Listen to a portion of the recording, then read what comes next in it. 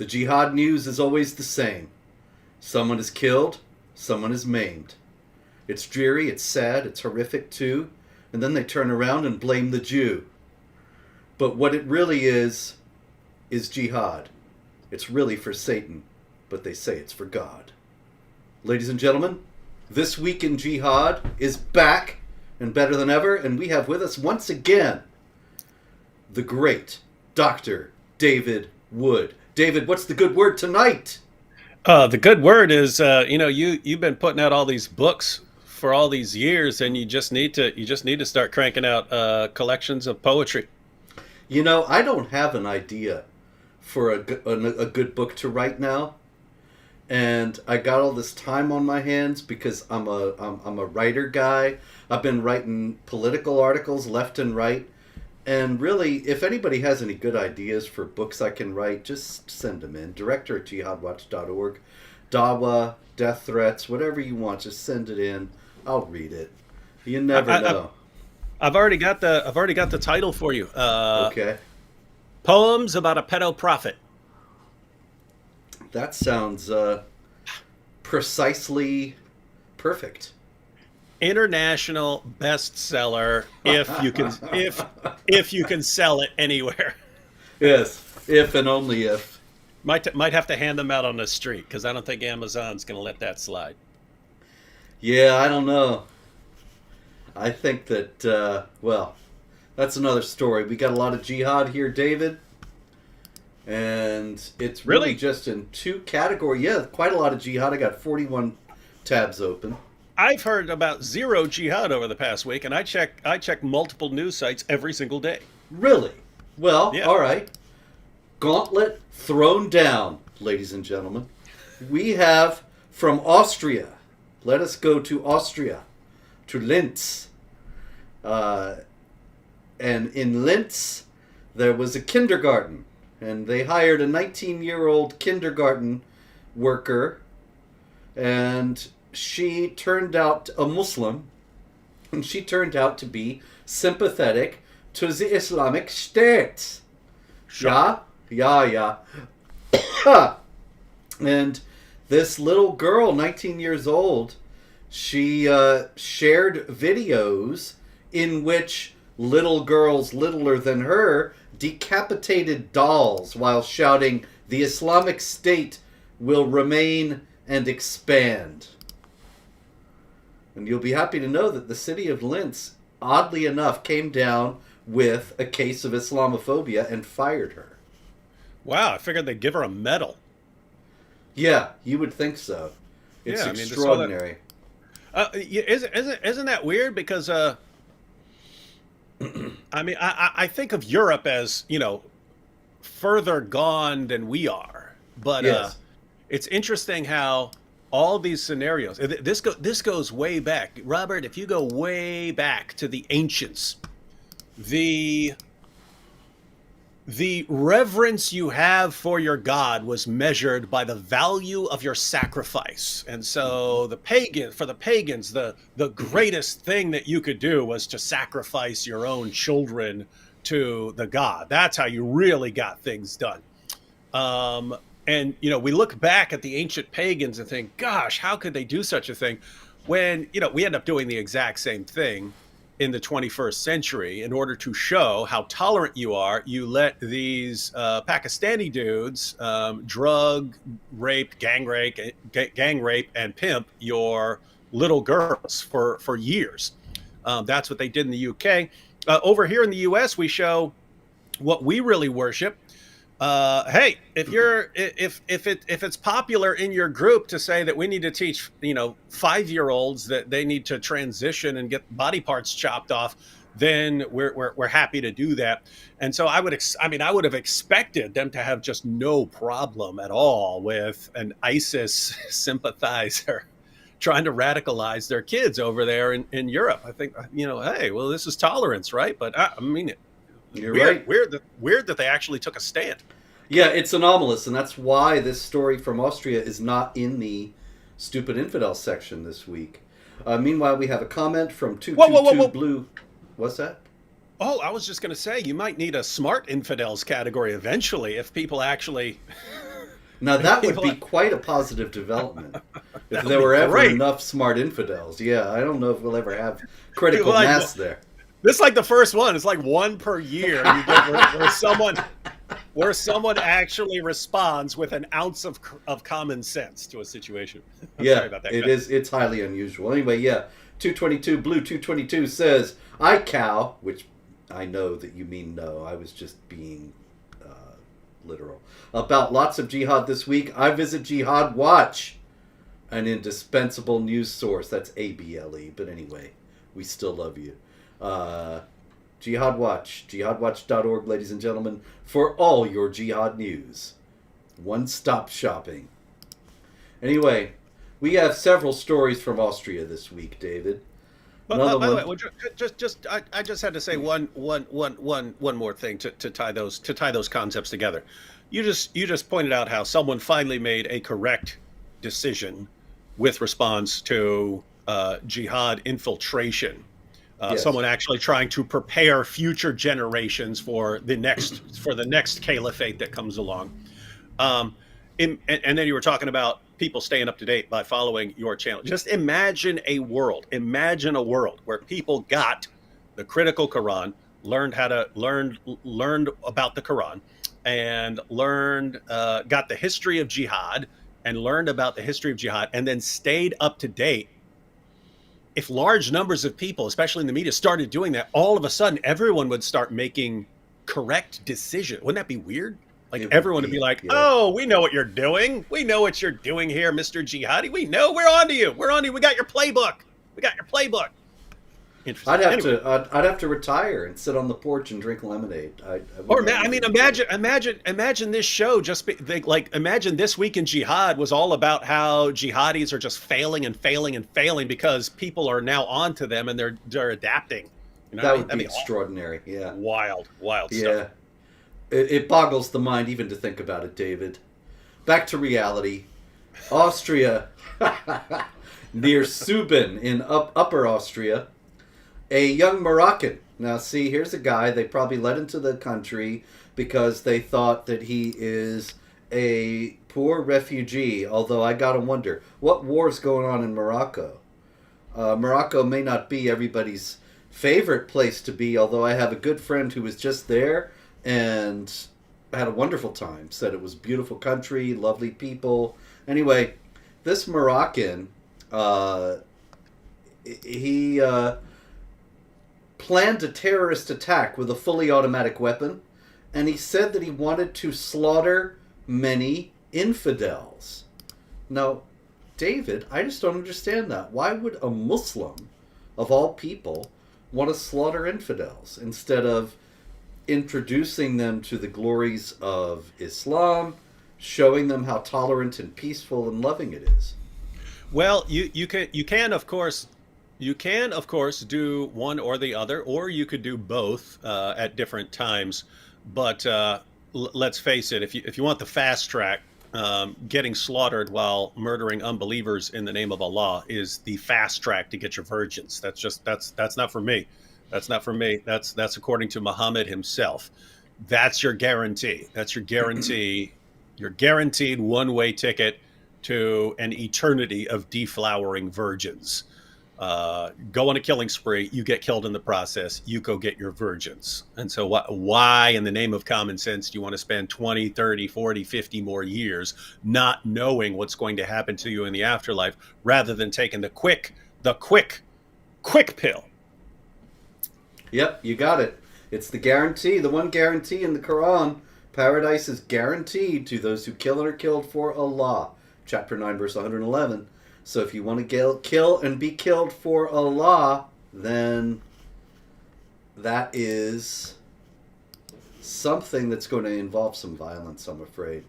Another Austria story comes out of Vienna, and a 17-year-old. Now this fellow was working for ISIS, for the Islamic State, in Vienna. And he had direct contact with a jihadi in Vienna who killed 4 people in the city in 2020. And he also held meetings with other like-minded people in Vienna. And they were not, they liked music, but they were not listening to Mozart, even though, wasn't he in Vienna? In any case, they weren't playing that stuff. They were playing nasheeds. And so they were playing songs about cutting off the heads of unbelievers. And the police somehow got wind of this. And he said, look, we just liked to listen to music. We were only listening to music. We just liked listening to music. The intention was to eat cake and tiramisu to break the Ramadan fast. This is last year. And so the thing was, though, that they were plotting, apparently, more jihad attacks in music, in Vienna, and playing the music to get themselves in the spirit of the occasion. Nasheeds, of course, are jihadi hymns. You can find Cat Stevens singing one on YouTube. You go to PJ Media. I wrote an article about Cat Stevens today and reminded people that just a few years ago he was talking about getting victory over the Kufar in a nasheed that he published on YouTube. It's still there. The link is in the article. And that's a dude. That's a dude who once sang a song called "I Love My Dog." Ha! I bet he doesn't sing that one much anymore. Or he sings like the Islamic version. I kill my dog just like I'll kill you too. Kill my dog. Yes. Wait. So they totally, the Austrians totally foiled this terror attack. Yeah, it seems Awesome. that they caught this guy too because he's on trial. He had to answer at Vienna Regional Court. That's the story I picked up from the Express, German language newspaper out of Vienna. Well, that victory is as delicious as the tiny sausages for which the city was named, Robert.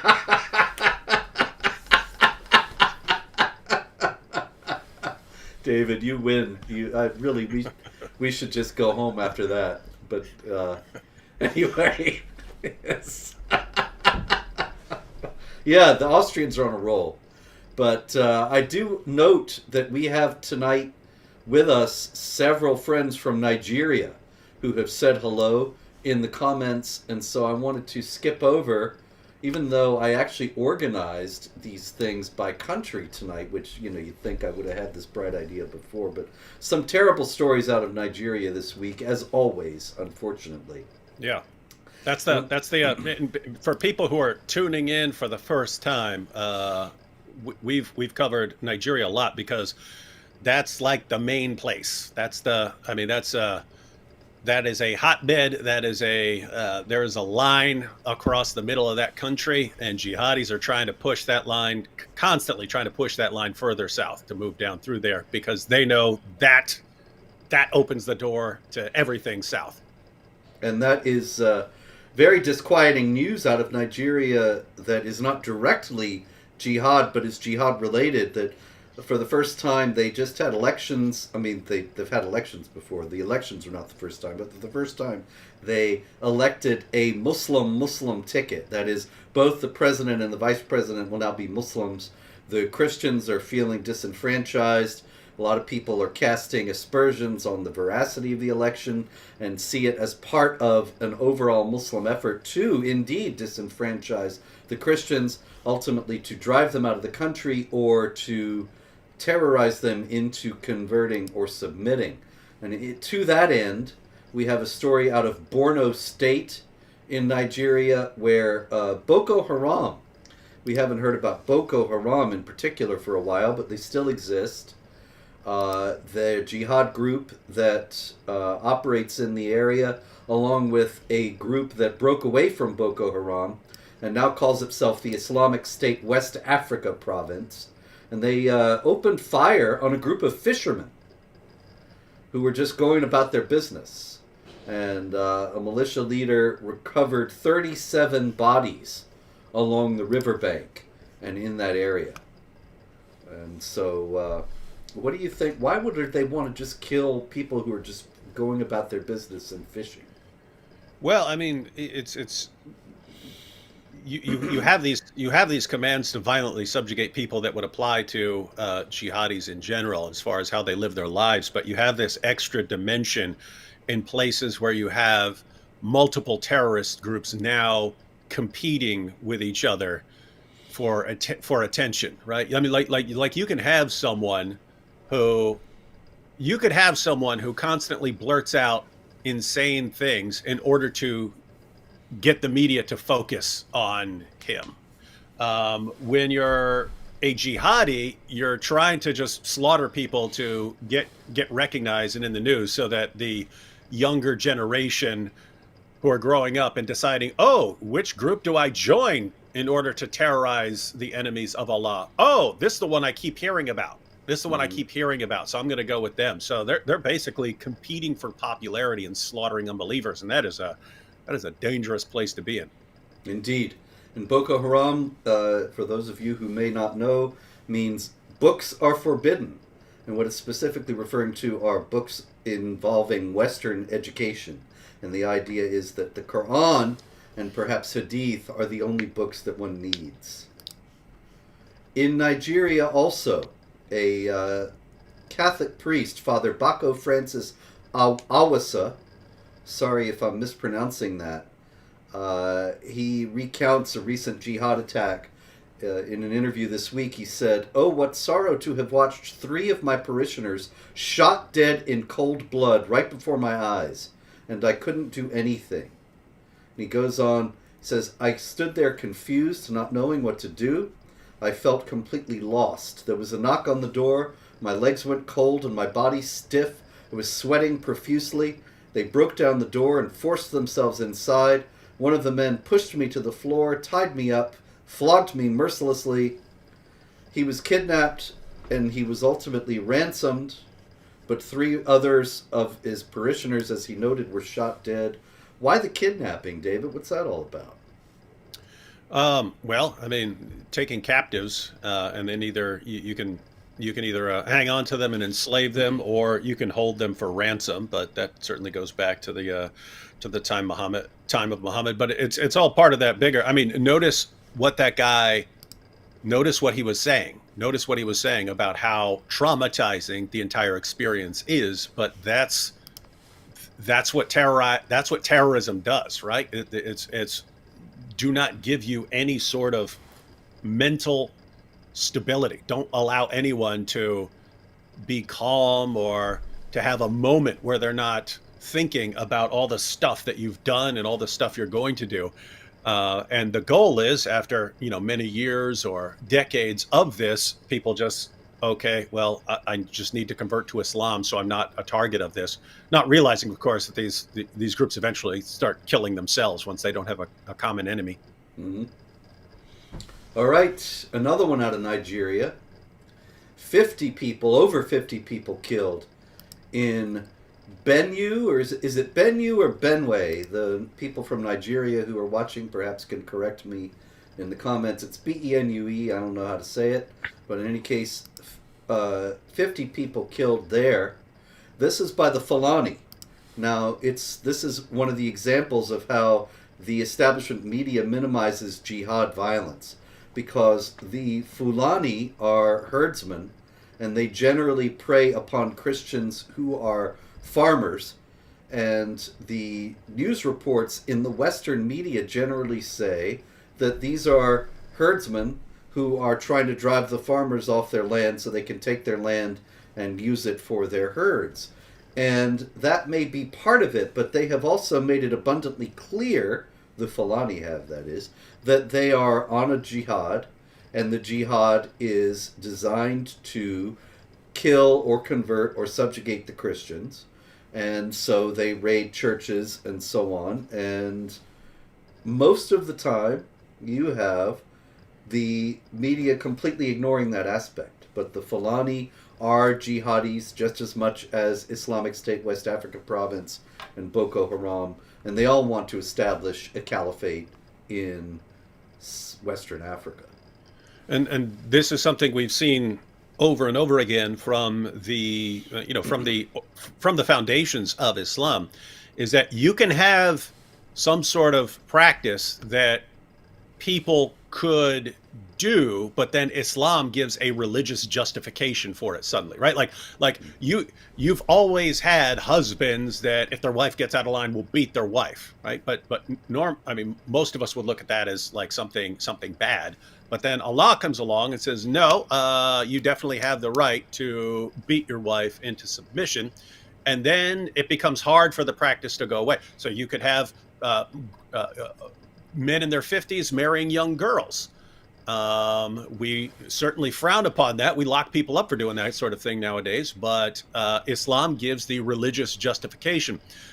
Same thing with honor killings. There were honor killings in various places, but from various groups. But it becomes very easy to justify that from an Islamic perspective. And here, yes, you can have farmers and herdsmen and so on competing over land, but all of a sudden, those aren't, your fellow human beings over there anymore. Those are people who, according to the Quran, are the worst of creatures.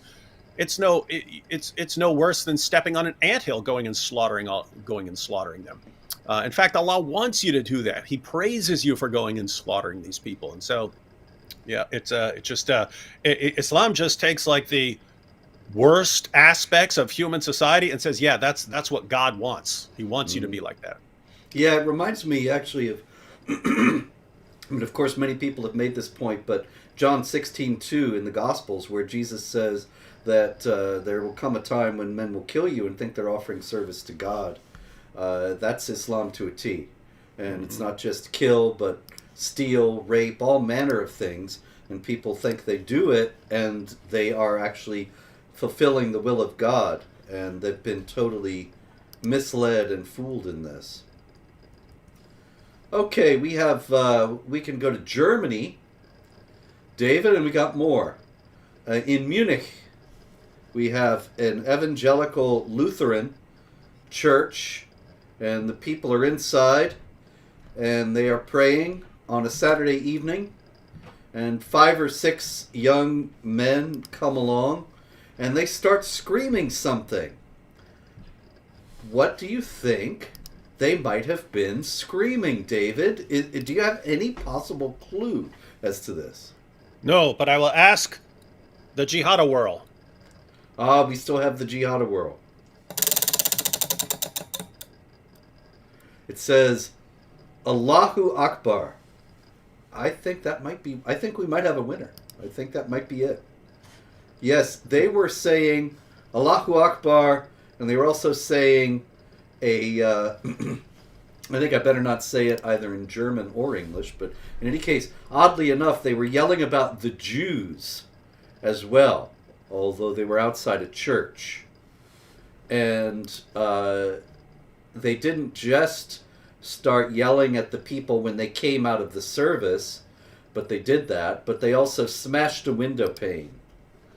What do you think they were about? They were just young, high-spirited kids out having some fun on a Saturday night. Am I right? Yeah. I'm sure it was. I'm sure it was a fun night out for them. But notice these are just all different forms of jihad, right? These are all different forms of jihad. These are all different forms of terrorizing the unbelievers. Notice, I mean, if you were sitting in church or sitting somewhere else and all of a sudden you start hearing Allahu Akbar, Allahu Akbar, you would think someone's coming to kill you. Well, guess what? These young guys know that. These young guys know that's what people are going to think. And so you're terrorizing them without committing any sort of major crime. So, worst case scenario, you get a slap on the wrist for breaking something. And then you just say, oh, I didn't know any better. Or, that weekend de-radicalization program you put me through really worked. Bang up job you do there.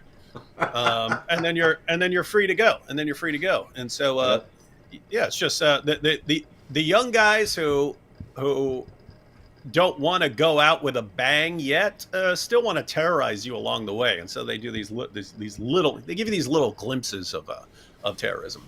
Yes. And of course, also, they know that in Germany, as you said, nothing's going to happen. And so they like to taunt the Germans with their own weakness and rub their faces in the fact that they're completely in the driver's seat. Everybody's afraid of them. Everybody tiptoes around them. Nobody wants to do anything effective to stop what they're doing. It reminds me of an article. This was a long time ago. This was not too long after the 9/11 attacks, but there was you may have seen it way back in the day. But it was called the article was called "Jihad Comes to Small Town USA," and it was a mosque had invited the community and reporters and so on to come to the mosque where they were going to. Are people hearing David at this point?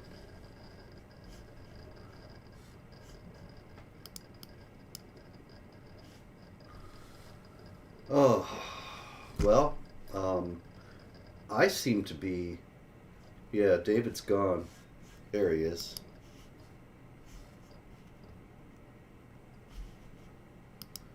David? Yep, you hear me? Yeah, I hear you now. Okay. I think that was on my end for some reason. It totally cut me out. I don't know. I'm sorry. I don't know what happened. But anyway, you're back. Because I cut off and froze for a second. Okay, so you were saying. Yeah, where was I when I was cut off? I have to confess that I'm totally distracted by losing you, and I've lost the thread as well. So this wouldn't be This Week in Jihad without technical disasters. So yeah.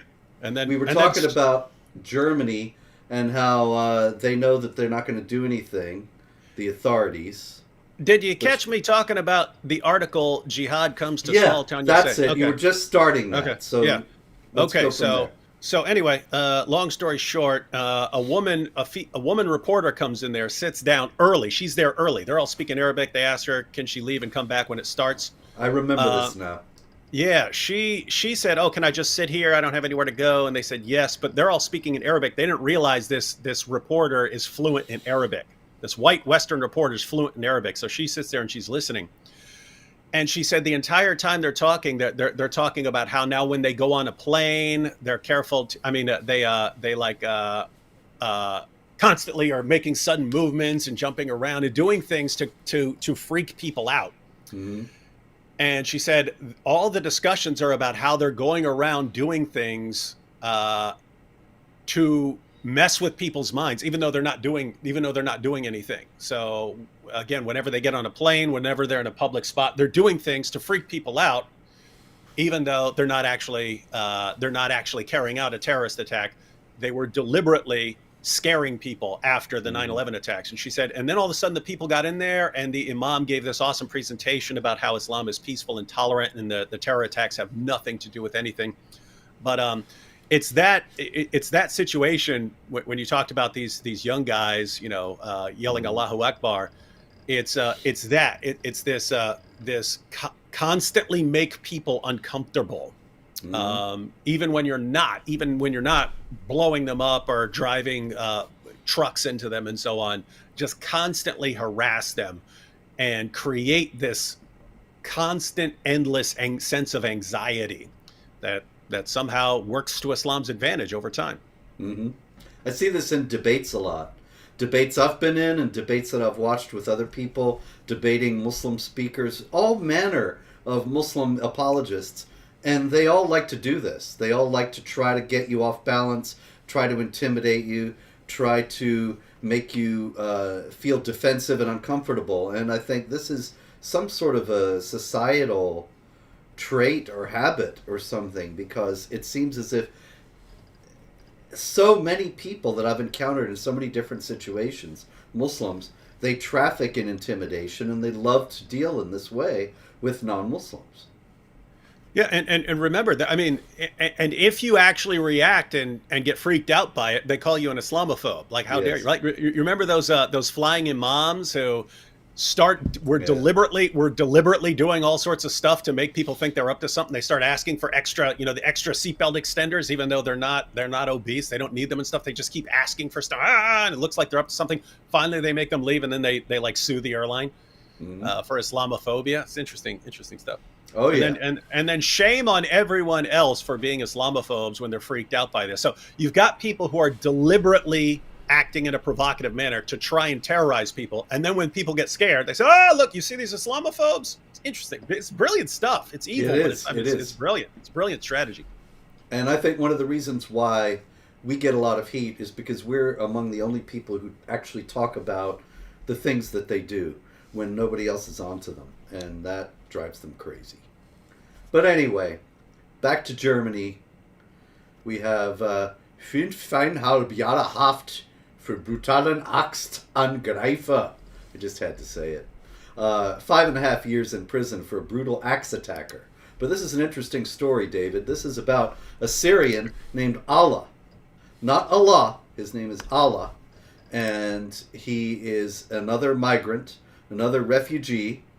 And he was angry with one of his fellow refugees who came to Germany with him in 2015, and they were neighbors because the guy was drinking alcohol. And so Allah, not Allah, rang the doorbell. Excuse me, he had a doorbell. Rang the doorbell of this guy, his friend, who's drinking alcohol. The guy opens the door, and Allah hits him over the head with an axe. 5.5 years for that. Now, what I want to ask you is, why on earth do you think that this guy would think that that's going to make his friend moral? If he's got a problem with the guy's morality, why would he think a violent attack is in order?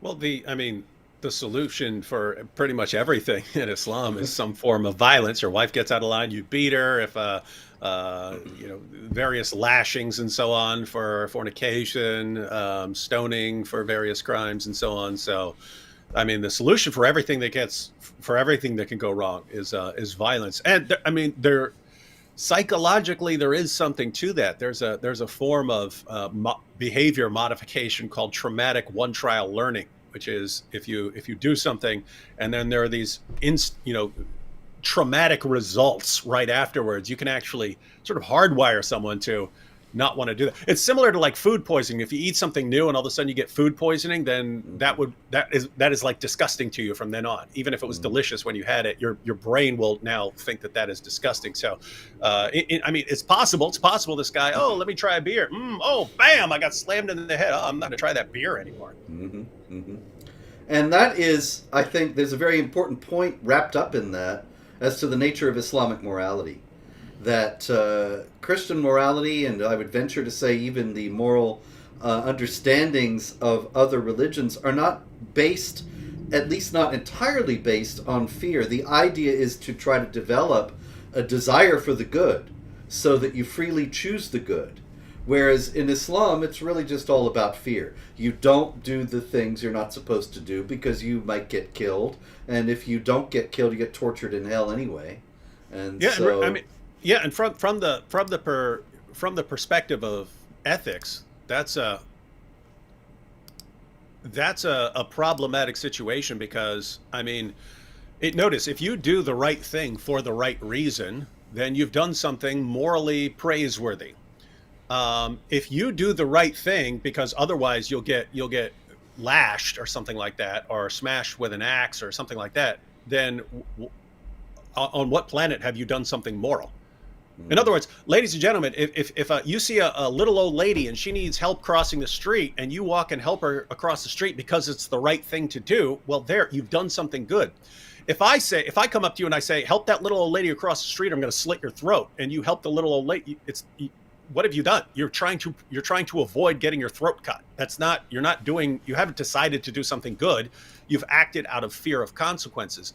And so you've acted for self-preservation. How is that like some great deed that you've done? But that's what Islam turns all of morality into. Just, you will do these things because we will physically punish you if you don't. And it destroys genuine morality. That's what Islam does. Indeed. That's no morality at all. It's, as somebody says here, forced compliance. There's nothing like genuine morality in that. I also have to point out when that becomes your entire framework for morality, that you only do these things to avoid the punishments, And then you take people with that mindset who've been raised so that the only reason to be moral is to avoid these physical punishments, and then you transport them to a place where they don't have those physical punishments. You've just taken away all reason to be moral, and that's when they start raping your daughters. Mm-hmm.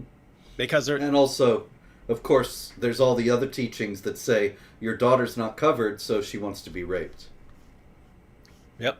It's a cumulative case for raping your daughters. Indeed. All right, out of France, David. We always have stories from France. And here we have Jamal B. This is a very interesting name, really. There are not enough vowels. Biharasan. Jamal Biharasan, something like that. Anyway, he's from Dunkirk. And he was screaming... I won't even ask. You know what he was screaming. Yeah, I'm afraid so. What could it be? Anyway, he's screaming Allahu Akbar, and he is saying all kinds of sort of central casting kind of things to say. Like, he's threatening to blow up an apartment building, and he's screaming Allahu Akbar. And he is beating his wife. And at the last court appearance, he says, if I feel like beating my wife, French law is not going to stop me. I thought, well, point taken, my friend. Jamal, point taken. And he is arrested for threatening a massacre. And he is in the jail cell of the courthouse. And he urinates on the floor, David, because he says that in doing so he is urinating on France. He is showing his contempt for France. Why on earth would a gentleman from Dunkirk, probably an upstanding citizen in some ways, why would he want to express his contempt for France in such a graphic fashion? Yeah, it's pretty obvious. You've got Islam, but no, I mean, when you were saying that, what I was thinking was I was actually thinking of the parallel with the early Christians. They would, so you have people who are Jews and Gentiles who are becoming Christians, and if they were in Israel, they were happy to live. They were happy to live by the rules until they would say something like "Stop preaching," and then Christians would go, "No, we got to obey God, not you. I obey God, not you." There were certain lines that, okay, we are happy to follow the rules that the people around us are laying down, unless it is a clear conflict with something that we are commanded to do. And they had the same thing with the Roman Empire. The Roman Empire wanted them to burn incense to Caesar, to honor Caesar. And the Christians, look, anything else, we're not doing that. And for that, they're tossed to fight lions and so on. But so it's, hey, this is what God is telling me, and if you tell me I can't do that, then I have to disobey you. I have to begin civil disobedience here because I cannot honor what you're telling me. But in Islam, now it's you're telling me not to beat my wife. I'm sorry, I have to listen to Allah, not you. You're saying I'm not allowed to beat my wife when Allah says I can. Who am I supposed to listen to? You or Allah? Oh, you think you're more powerful than Allah? You think you get to make the rules and not Allah? Well, I'm gonna pee on your court. That's it. And showing, it's interesting also to note that the Christians that you're describing, they just say, I have to obey God rather than man. They don't go out of their way to show their contempt or their hatred for the Roman law. They don't have respect for it, to be sure. They're not going to obey it if it makes them disobey God, but they're not peeing on courthouse floors. Yeah, they're not, hey, let me show you what I think of you, Caesar. I'll pee all over your floor. It's like a dog. Ha-ha! Yes. Interesting story out of the Democratic Republic of the Congo, which is also a place to which the jihad is being spread now out of Nigeria. And the Nigerian jihad groups are venturing into more and more areas in the region. In any case, this is actually Eastern Congo, North Kivu, which is over on the other side. So that's not the jihadis from Nigeria. It's the jihadis out of East Africa, probably the ones from Somalia, ultimately. But in any case, they massacred 35 people. And they said, the Islamic State claimed the killing, Allied Democratic Forces? It's a very vague, bland name, David, and it's only ADF in this story, but I think it's Allied Democratic Forces. It's an ISIS group in Central Africa. And so they killed 35 people in Congo, and they said, we killed 35 Christians. And I thought, well, that's interesting, because we don't actually know for sure if all those people were Christians. They may have been, but there are plenty of people in the Democratic Republic of the Congo who are not Christians. But we remember that Osama bin Laden declared jihad against the Crusaders. And yet there haven't been Crusaders for 800 years. Why is it that they are always calling their victims things like that? What is the deal there with them lumping all these people together and saying they're Christians when they may not all be? Well, there are Muslim scholars who believe that you can't be waging offensive jihad, trying to subjugate the world, until you have an authoritative caliphate. But defensive jihad is always allowed. If someone has oppressed you somehow, then you are able to respond to their oppression. And Islam tends to lump just everyone together. So if Christians have caused mischief in your land somehow because the United States did this or that, they just, okay, we can slaughter Christians as part of defensive jihad. But they always want to toss the justification in, just letting you know, hey, we weren't going out and waging offensive jihad. We were killing them because they're part of this group that has done this to us in the past, and therefore we're just defending ourselves by going to this country and slaughtering people in the name of Allah. Okay, one out of Spain, another migrant, another grateful refugee, was arrested for threats, for statements in support of jihad. And it's interesting to note that this fellow, who's also a Moroccan, calls himself Allah's hitman. And I thought, well, that's sort of a catchy title there. I thought good title, yeah. but you got to wonder, what other religions, people don't call themselves Jesus's hitman. There just aren't any people like that. I am the sword of Allah. Yes. All right. We have out of Italy. I see time's a wasting, and I want to get to some stupid infidels, but another Moroccan, but this time in Milan, randomly stabbed 6 people with a box cutter. And this is, I think, perhaps in response to a call that ISIS, the Islamic State, made several years ago, saying that Muslims should randomly stab people on the streets of Europe. And so there we are in Italia. And notice, I mean, if you're thinking long term, we mentioned that this is brilliant stuff. Psychologically, this is brilliant, even though it's evil. But notice the intention there.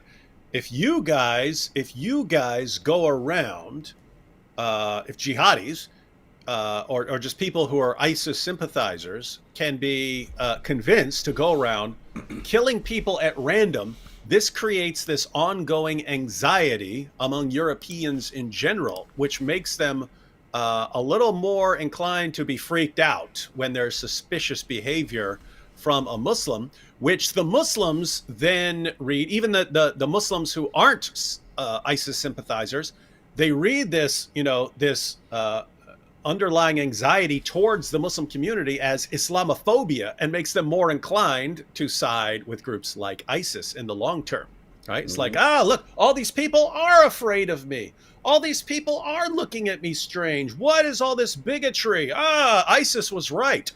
And that's how you get your future generation of jihadis. So we have Serpico here saying, please stop calling Americans stupid infidels. You sound exactly like Muslims doing that. You're missing the point, sir. Not every infidel is stupid.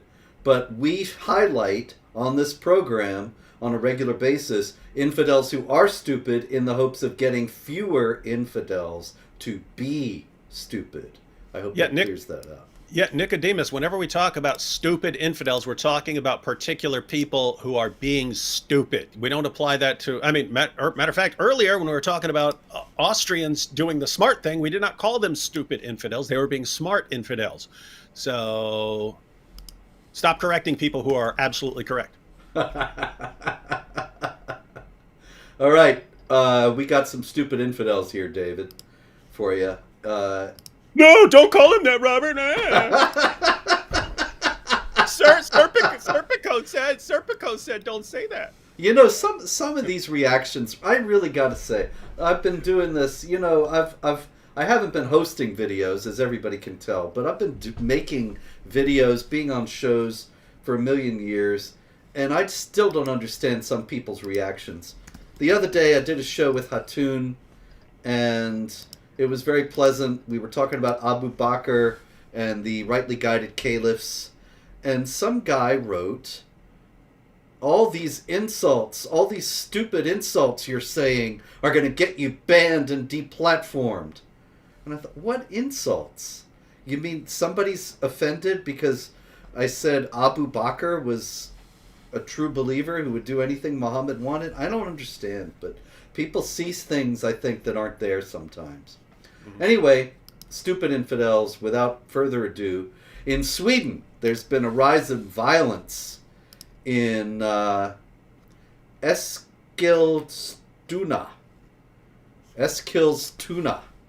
some place in Sweden, yeah. And in response, a few of the churches got together and they thought they got this great idea. So they go out into the city square now and they give out free pancakes.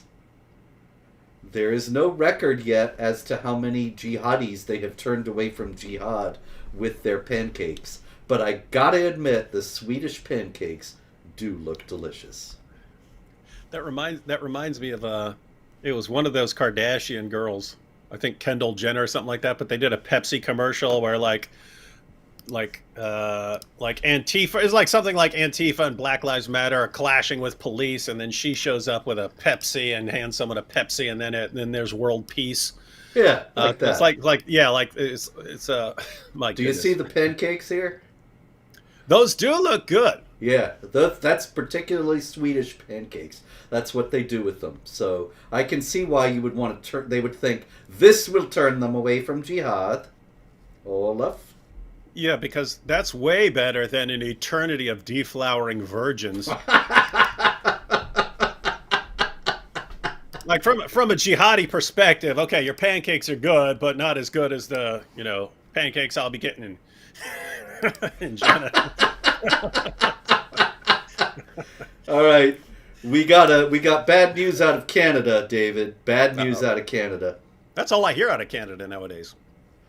Yeah, those are not crepes. Those are Swedish pancakes. You can look it up. But anyway, yeah, bad news out of Canada. A Quran was torn.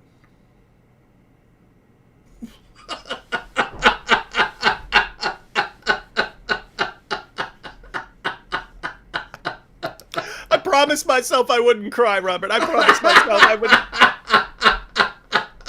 No, the great thing about this story is that the authorities have promised immediate action to combat this, what they call a concerning incident of Islamophobia. And a student at the school, it happened at a high school, and a Muslim student at the school, Munawara Mazlomayar, said, I was extremely upset.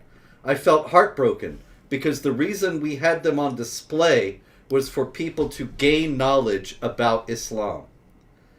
Now that is assuming, this young lady is assuming that nobody would have anything against the Quran if only they knew about Islam. It's just all ignorance, and we hear this all the time, of course. Do you think it's possible, though, David, that somebody might not like Islam even if they know about it very well? Oh, I find the odds of someone not liking Islam are directly proportional to how much they know about Islam. Indeed.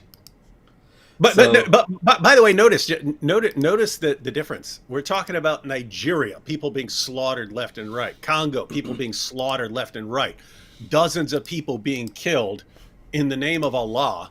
And meanwhile, over here in the West, oh no, someone disrespected the Quran. That's getting all these people everywhere else killed. Let's assemble an international conference against Islamophobia. yeah, what really amazes me about all the recent stories about the desecration of the Quran, Rasmus Paludan burning the Quran, nobody has said a single thing in the West or anywhere about why somebody might have something against the Quran. It's all supposed to be just completely baseless, gratuitous, out of the blue bigotry and hatred. Because apparently the people who believe in that book are brown, and the people who are desecrating it are not brown. But what's interesting is that there's no detail given about this kid in Canada in the high school who tore the Quran. And I thought, well, there are a lot of Christian Arabs in Canada. It could be somebody who actually has experienced Jihad and the oppression of Sharia firsthand and came to Canada and is sorry to see the book there. It could also have been done by, and it has to be said, by a Muslim, because there's certainly abundant precedent for fake hate crimes in order to score political points by Muslims. Yeah, and it can even be just watching what happened over in the UK recently with that damaged Quran. And oh, we want the same attention here because it really works. It really works and helps us attack those Islamophobes. You just have to wonder. If Canadians really know as little about Islam as they seem, then they might pull a play from the Swedish and be like, well, we'll make you some pancakes, with some good maple syrup and Canadian bacon. Oh no! Wow, there's riots in the streets. Oh, we didn't know. We didn't know you don't like Canadian bacon. So, yeah, come on, have real bacon. Anyway, the biggest stupid infidel this week is, of course, the future Queen of England, Kate Middleton, the wife of the Prince of Wales. What's his name? William? Anyway, she went to visit an Islamic center, dutifully covered her hair, and as you can see in the picture, extended her hand to shake, but the local sheikh would not shake. And the handshake, of course, got more publicity, but really, that doesn't bother me. I understand he wants to obey his religious law. Doesn't want to touch a woman that he's not married to. Fair enough. But donning the hijab, what exactly is the problem with that, David? Why is that problematic?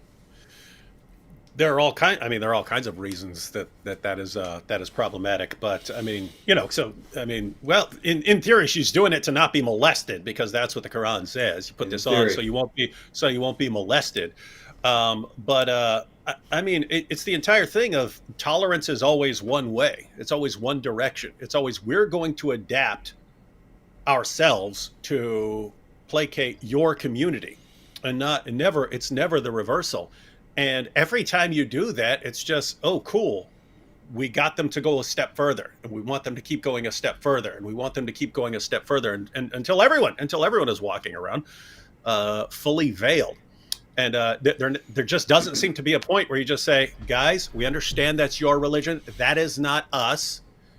And don't ask us to have respect. We can respect you as people and your choices, but do not expect us to conform to your religion. We don't believe in your religion. Mm-hmm. I mean, my goodness, now they got me just seeing that. I hadn't seen that, but now they got me rooting for Prince Harry and Meghan. What's her face? Now I'm rooting for them. The heck? All right, I'm sure they'll show up in the Stupid Infidels section one day, but not this week. No, but Out of, you're right. I'm 100% positive we're going to be seeing yeah, that in these. there's Yeah. just zero doubt about that. All right. Hey, you know something, David? It is almost time to go. And I have not mentioned that today is the United Nations International Day to fight Islamophobia. I And didn't even know that.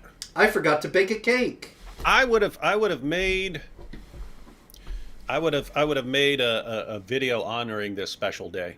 Ah, gosh. I mean, first we have the International Hijab Day, and now International Day to combat Islamophobia. I keep missing this.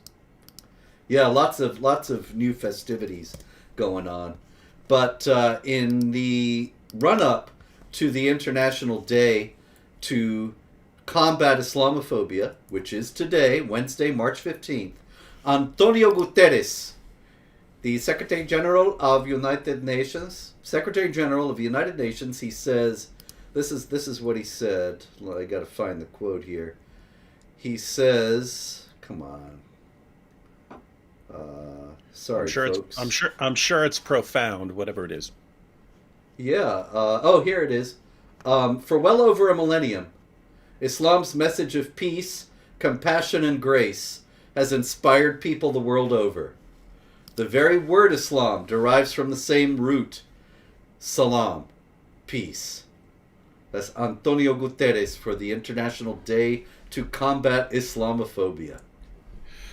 Robert, if I were in charge of anything, I would have dissolved the United Nations just for that. Just for that, I would say, gone.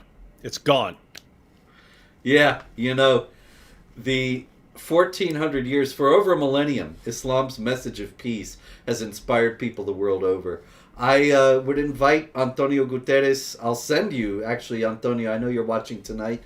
I'll send you a free copy of the history of Jihad. And I invite anyone on your staff to read it.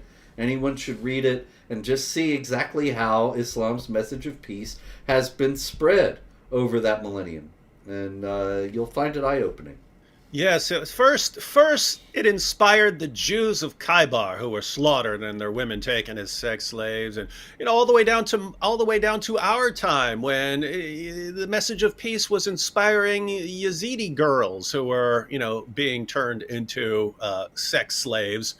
It's just so the young British girls who are victims of the grooming gangs. It inspired them. It's just so inspiring, Robert. All this, 14 centuries of slaughter and rape and torture. It's just inspiring. Yes, 14 centuries. And when I was researching for that book, I did not find any period of peace, any abeyance, any sect of Islam that renounced jihad, any reform movement that's rejected jihad. Jihad was a constant. It was universal. It was all over the place. It was across all the sects. Even the Sufis were involved in it, in Russia and elsewhere. And there was just no let-up. So when Antonio Guterres says, for well over a millennium, Islam's message of peace, compassion, and grace has inspired people the world over, he's not telling the truth, senor. He's telling mentiras. It's a lie. It's a lie. By the way, you could call this episode the International Day for Combating Islamophobia edition or something. Yes, I think that we should end up with that. What could the UN really do if it really were serious about stopping Islamophobia? Since the hostility is in large part, massive part, due to Islamic commands, deal with those issues. Deal with those issues of this problem that in Islam, people are called when they're able to violently subjugate unbelievers, and when they're not able, there's all sorts of other things that they can do to cause constant problems and anxiety and terrorize the unbelievers.